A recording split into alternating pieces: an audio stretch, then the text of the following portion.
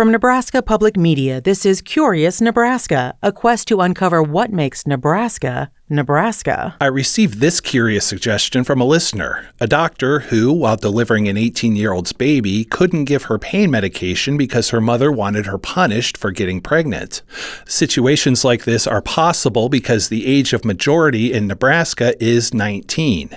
Even though she'd be totally responsible for her child after its birth, she was still under the control of her parents. The definition of the age of majority is just when you become a legal adult and you take on all of the legal adult responsibilities. Lauren McNeil wrote her UNL honors thesis on this very topic. I had a lot of peers who had had trouble with the age of majority being 19 and not being able to get medical care without parental consent. And I'm like, what? This makes no sense. In 1969, the age of majority in Nebraska was dropped from 21 to 20. Then, in 1972, shortly after the 26th Amendment granted 18-year-olds nationwide the right to vote, State Senator Gerald Stromer pitched lowering the age of adulthood to 18, but settled on 19. It's been that way ever since. If you can serve in the military, I don't see why you can't consent to getting medical care. Lauren worked on a bill to lower the age of majority in Nebraska to 18, but only regarding health care services. It didn't pass. Meanwhile, there have been attempts over the decades to lower the age across the board. I kind of said, well,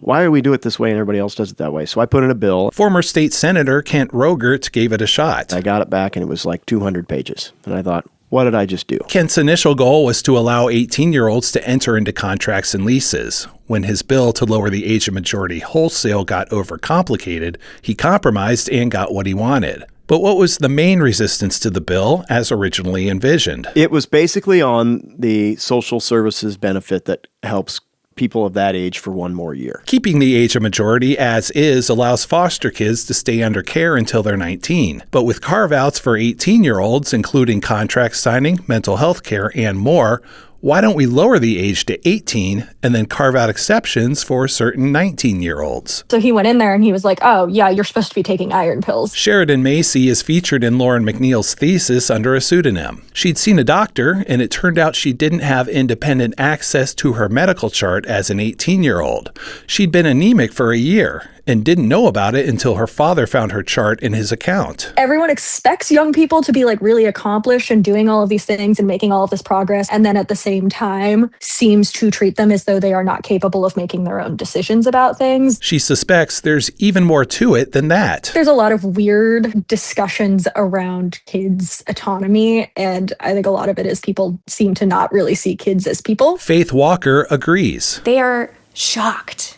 when I tell them that their children are whole people. Faith is an advocate for children, and she went through hell to get to where she is today.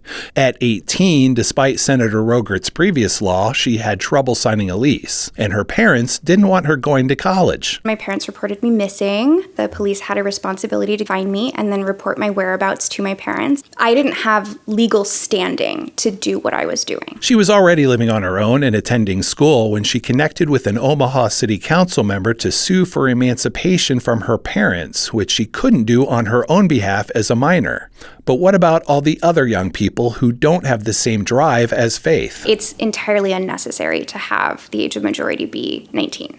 I don't think that it provides very much benefit. I think that it causes a lot of problems. Despite senators' attempts, there really hasn't been much movement in the greater legislature to change the age of adulthood in Nebraska. There's an inertia to the legislature because if it dies in the legislature like 3 times, it's dead forever. Why isn't there a rallying cry to make 18 Nebraska's official age of majority? Once it doesn't apply to you, there's not really too much of a movement to fix it. I'm Andy Herman for Curious Nebraska.